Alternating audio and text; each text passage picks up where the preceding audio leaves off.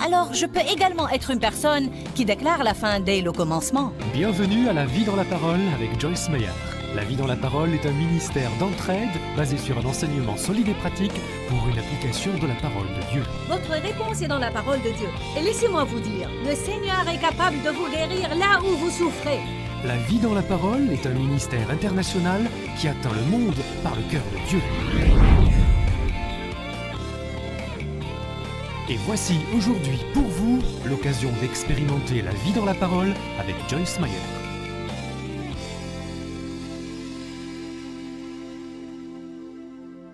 Bienvenue à la vie dans la parole. Je suis si heureuse que vous nous ayez rejoints et je crois que vous allez découvrir aujourd'hui des choses qui pourraient bien changer votre vie.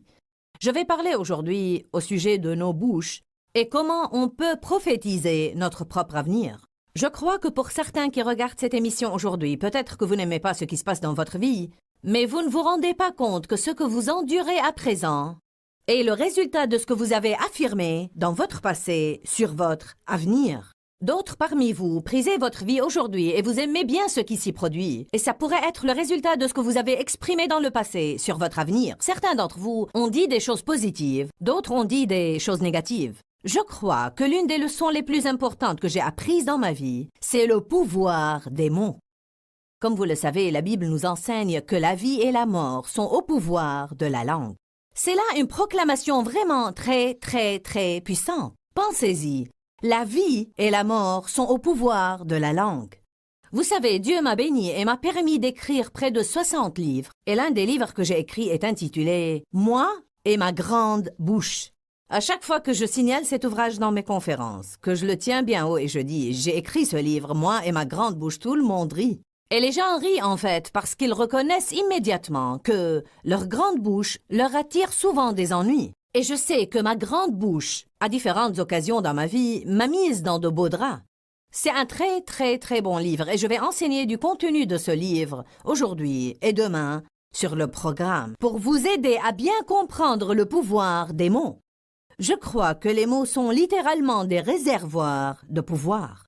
Tout comme ce verre d'eau que je tiens dans ma main maintenant, vous me direz que ce verre est un réservoir pour l'eau.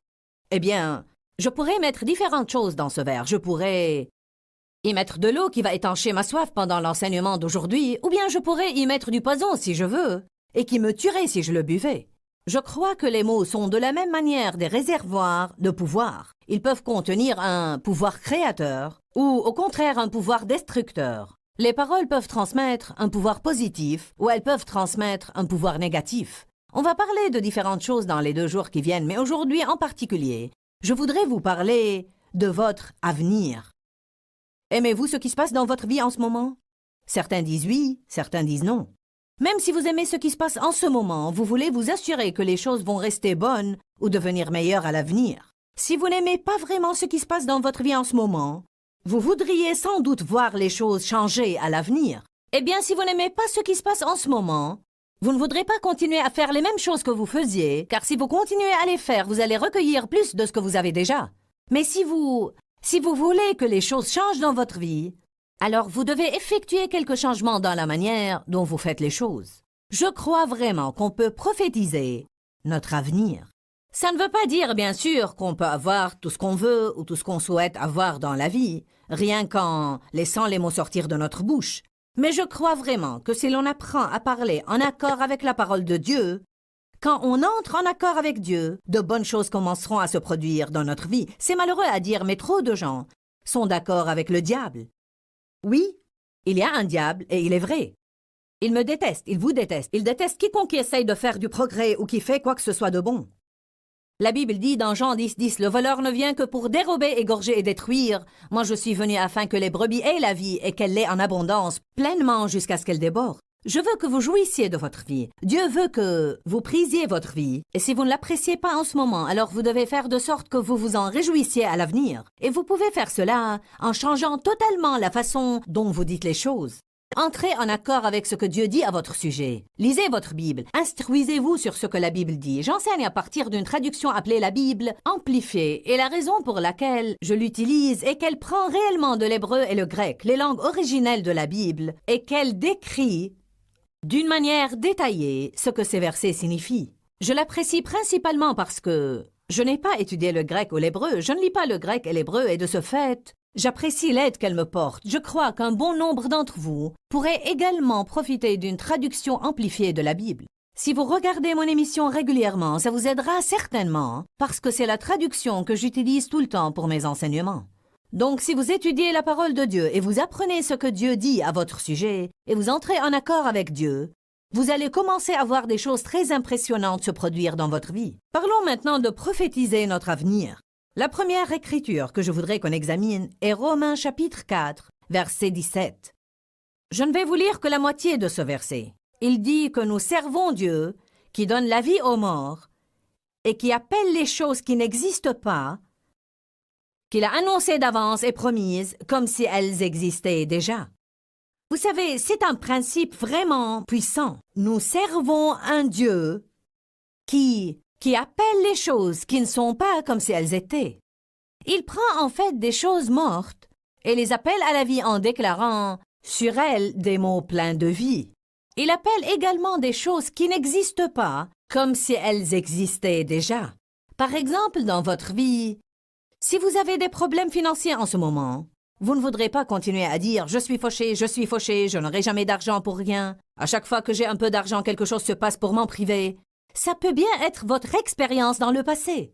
Ça peut être ce par quoi vous passez en ce moment. Tels sont des faits réels dans votre vie. Mais la parole de Dieu est vérité. Vous devez comprendre ceci. Il y a des faits, ce qui vous arrive, et il y a la vérité. La vérité, c'est la manière dont les choses peuvent être si nous collaborons avec Dieu. Je sais d'expérience personnelle que la vérité est plus puissante que les faits. La vérité de la parole de Dieu l'emportera sur les faits dans votre vie. Si vous la saisissez, vous la croyez, vous priez à ce sujet, vous faites confiance à Dieu pour l'accomplir et vous entrez en accord avec Dieu en déclarant sur ces faits ce que Dieu dit sur et au sujet de votre vie. Ainsi, au lieu de dire « je suis fauché, je n'ai jamais d'argent, je n'aurai jamais d'argent, je ne m'acquitterai jamais de mes dettes », ce que vous devez dire c'est « avec l'aide de Dieu, je m'acquitterai de mes dettes ». L'Éternel fera prospérer l'œuvre de mes mains. Je consens que je dispose d'un bon travail. La grâce divine est sur mon travail. J'ai des augmentations, j'obtiens des promotions. La sagesse de Dieu est en moi. Dieu est en train de me donner des idées créatives sur la façon dont je peux m'acquitter de mes dettes. Vous voyez, vous appelez les choses qui ne sont pas comme si elles étaient. Vous parlez des choses qui n'existent pas et que Dieu a annoncé dans sa parole que vous pouvez avoir comme si elles existaient déjà. C'est impressionnant d'entendre les gens décrire comment la parole de Dieu a changé leur vie. Le témoignage est vraiment très important. Vous savez, c'est une chose d'entendre quelqu'un d'autre parler de ce qu'on peut avoir, mais quand on l'entend d'une personne qui parle d'expérience, on n'est plus porté à le croire. Je voudrais partager avec vous un verset dans Ésaïe 65. En fait, je connaissais ce passage depuis des années, mais je suis tombée sur ce verset il y a quelques jours. Ésaïe chapitre 65, 16 dit « Ainsi quiconque voudra invoquer une bénédiction sur lui, ça me dit que je peux invoquer une bénédiction sur moi, et ça vous dit que vous pouvez appeler une bénédiction sur vous. Pensez-y. Vous pourriez le dire de votre propre bouche en ce moment, « Eh bien, je peux me bénir. » Je vais le dire, « Je peux me bénir. » C'est ce qu'Ésaïe 65, verset 16 dit. Ainsi quiconque voudra invoquer une bénédiction sur lui, sur la terre, se bénira en disant... Je m'arrête ici une seconde avant de lire le reste, parce qu'il dit « Si vous voulez vous bénir, vous devez le faire en disant, et évidemment, vous devez dire la bonne chose. Vous ne pouvez pas vous bénir en disant la mauvaise chose. En disant que le Dieu de vérité et de fidélité, le Dieu de l'Amen, me bénisse. » Donc il dit ici que si je veux me bénir, alors je dois dire, ça signifie que je dois ouvrir ma bouche et je dois dire, puisse le Dieu de vérité et de fidélité, puisse le grand Amen me bénir. Eh bien, vous savez quelque chose, je crois sincèrement que je suis en train de parler à plusieurs millions de personnes en ce moment qui n'ont jamais rien entendu de pareil et encore moins fait quoi que ce soit de pareil. Je suis allée à l'église pendant des années et je n'ai jamais entendu quoi que ce soit sur la puissance des mots. Je n'avais jamais compris comment mes propres paroles négatives et mes conversations négatives compromettaient et portaient préjudice à ma propre vie. Ah oui, je prophétisais mon futur. Mais ce que je faisais, c'est parler de ce que j'avais enduré et que je n'aimais pas, J'en parlais comme si j'allais garder ces expériences pour toujours, en sorte que je récoltais de plus en plus de ce que j'avais eu et que je n'aimais pas. Et je ne comprenais pas pourquoi ma vie était un tel fouillis tout le temps. Vous devez commencer à appeler ces choses qui ne sont pas comme si elles étaient, et vous devez étudier la parole de Dieu, et vous devez amener votre bouche, par un acte de foi et par une décision de votre volonté, vous devez amener votre bouche, vos paroles et votre conversation en conformité avec la parole de Dieu. La Bible nous enseigne dans Marc 11 qu'on peut parler à la montagne. Et la montagne représente vos problèmes. La Bible ne dit pas parler de la montagne, elle dit parler à la montagne. Vous pouvez lui dire « ôte-toi de là et jette-toi autre part » et elle devra se déplacer. C'est assez surprenant, n'est-ce pas? Pensez-y un peu. Vous pouvez parler aux montagnes de votre vie. Vous pouvez appeler ces choses qui ne sont pas comme si elles étaient. Mon problème était que j'ai été maltraitée dans mon enfance et donc j'avais une piètre image de moi-même. Je sais qu'il y a des gens qui regardent l'émission maintenant. On vous a blessé dans le passé, vous avez été rejeté, heurté ou trahi, et même maltraité de sorte que vous ne vous sentez pas bien à votre sujet. Vous savez, Dieu veut que vous vous sentiez bien à votre sujet. Il veut que vous sachiez qu'il vous aime aujourd'hui. Et il vous aime chaque jour. Son amour est inconditionnel. Dieu veut que vous sachiez que peu importe ce qui a eu lieu dans votre passé, ou même ce qui se produit en ce moment, vous pouvez avoir un bon avenir. Jérémie 29:11 dit « Je connais les pensées et les projets que j'ai formés sur vous, projets de prospérité et de paix, pour vous bénir et pour vous faire du bien à la fin, dit l'Éternel. » Obtenez une révélation aujourd'hui. Dieu a un bon avenir prévu pour vous. Une des choses que vous pouvez commencer à faire tout de suite aujourd'hui et qui vous aidera est de commencer à dire « Il va m'arriver quelque chose de bon ». Ne dites pas comme ça tout le temps « Ma vie est un tel gâchis, elle a toujours été un gâchis et c'est ce qu'elle va toujours être ». Je veux que vous changiez votre conversation et je veux que, dès maintenant, vous commenciez à dire « Il va m'arriver quelque chose de bon aujourd'hui ». Pouvez-vous faire ça? Pourquoi ne pas pratiquer cela tout de suite? Dites avec moi « Il va m'arriver quelque chose de bon aujourd'hui ». Dieu veut vous bénir, mais vous devez entrer en accord avec Dieu. Proverbe 18, verset 21, est le verset dont je parlais un peu plus tôt, qui atteste que la vie et la mort sont au pouvoir de la langue. Et je dirais que c'est probablement l'un des plus puissants versets dans la parole de Dieu sur le pouvoir des mots. Lisons-le de la Bible amplifiée. La mort et la vie sont au pouvoir de la langue. Quiconque l'affectionne en mangera les fruits pour la mort ou la vie. En fait, je voudrais relire le verset 20.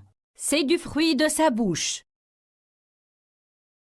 que l'homme rassasie son corps. C'est du produit de ses lèvres qu'il se rassasie. Pensez-y un peu.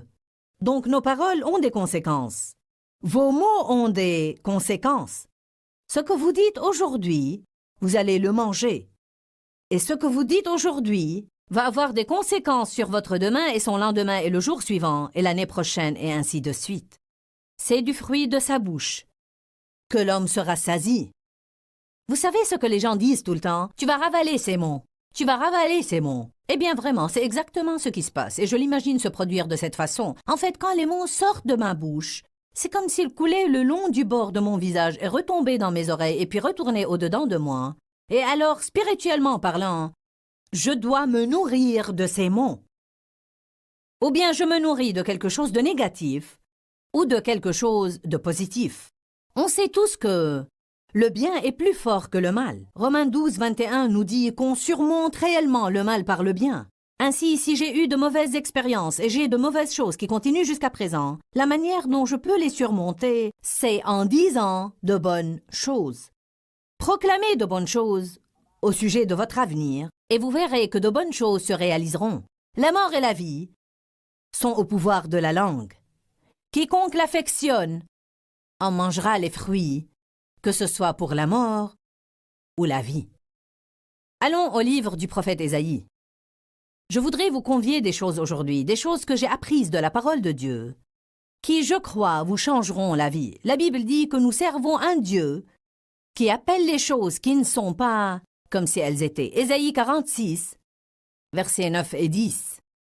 Si vous n'avez pas votre Bible en ce moment, vous pourriez noter ces versets et avoir votre propre étude biblique quand le programme sera terminé.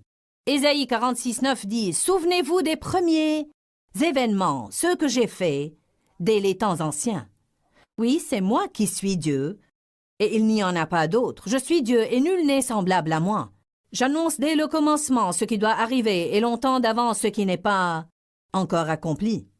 Dieu dit « Je suis Dieu, personne n'est semblable à moi. » Il n'y a personne d'autre à part moi. Personne ne peut faire les choses que Dieu peut faire.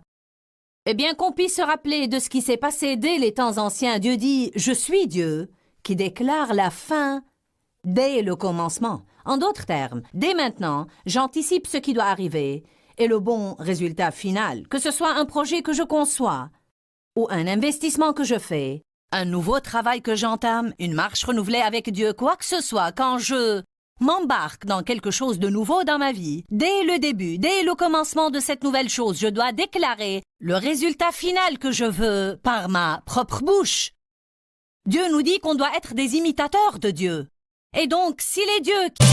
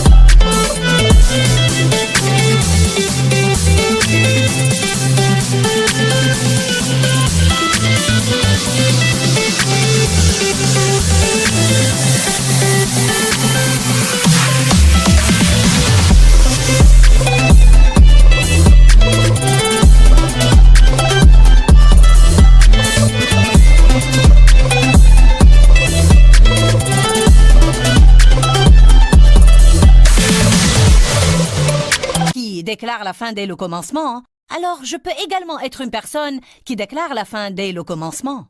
Regardez Ésaïe 42, verset 9. Voici, les premières choses se sont accomplies, et je vous en annonce de nouvelles. Avant qu'elles arrivent, je vous les prédis. Une autre écriture, comme celle qu'on vient de lire. Dieu dit, les premiers événements, les voilà passés. Je suis prêt à faire de nouvelles choses dans votre vie. Et avant de commencer, maintenant, dans le stade du rêve et de la vision, où l'on conçoit la façon dont on voudrait que les choses soient, on commence à appeler ces choses qui ne sont pas encore comme si elles étaient. Dès le commencement de quelque chose, on en déclare la fin.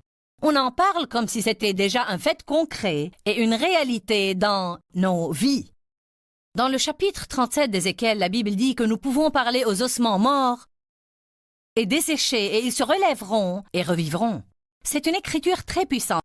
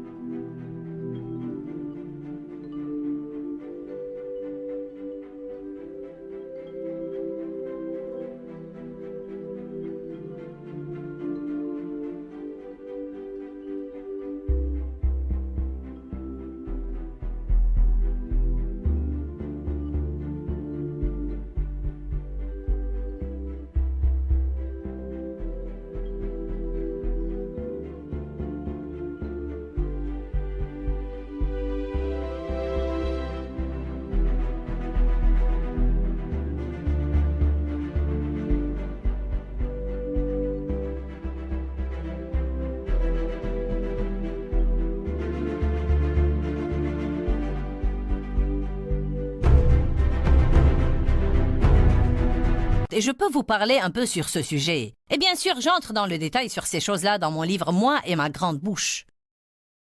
Dans Ézéchiel 37, la Bible dit que Ézéchiel a regardé la vallée qui était remplie d'ossements morts. Je sais que certains pourraient penser c'est une description de ma vie, rien qu'un amas d'os morts et secs.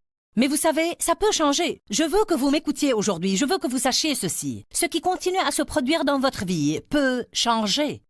Dieu est un Dieu qui change les choses. Il a un bon dessein, un bon projet pour votre vie. Bien que Satan soit venu pour dérober, égorger et détruire, Jésus dit « Je veux que vous jouissiez de votre vie et je vais vous montrer toutes les choses que vous devez voir et vous enseigner toutes les choses que vous devez savoir pour que vous puissiez vous réjouir de votre vie. » Une des choses que vous devez voir, savoir et comprendre, c'est précisément ce dont je vous parle aujourd'hui. que vous devez changer la façon dont vous parlez de votre avenir. Vous devez changer la manière dont vous parlez de vous-même. Vous devez parler de vos finances de la manière dont Dieu parle de vos finances. Et parler de votre santé de la manière dont Dieu parle de votre santé. Dieu a un bon plan pour vous, mais vous devez entrer en accord avec Dieu. Ézéchiel 37:2 dit « Il me fit passer auprès d'eux tout autour, et voici, ils étaient nombreux, à la surface de la vallée.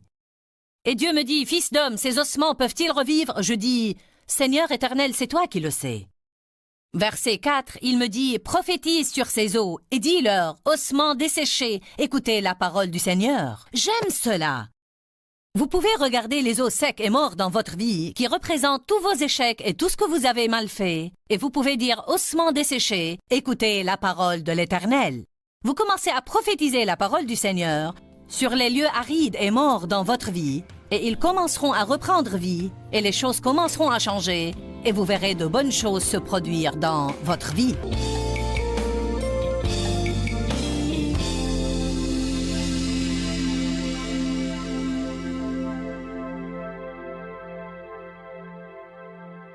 Dis-leur que je les aime. Dans ce livret, Joyce Meyer donne une révélation de l'amour de Dieu pour nous. Pour obtenir ce livret gratuitement, écrivez-nous à Joyce Meyer, boîte postale 40095-6300, Larnaca, Chypre. Ou bien visitez notre site web www.joycemeyer.org/fr.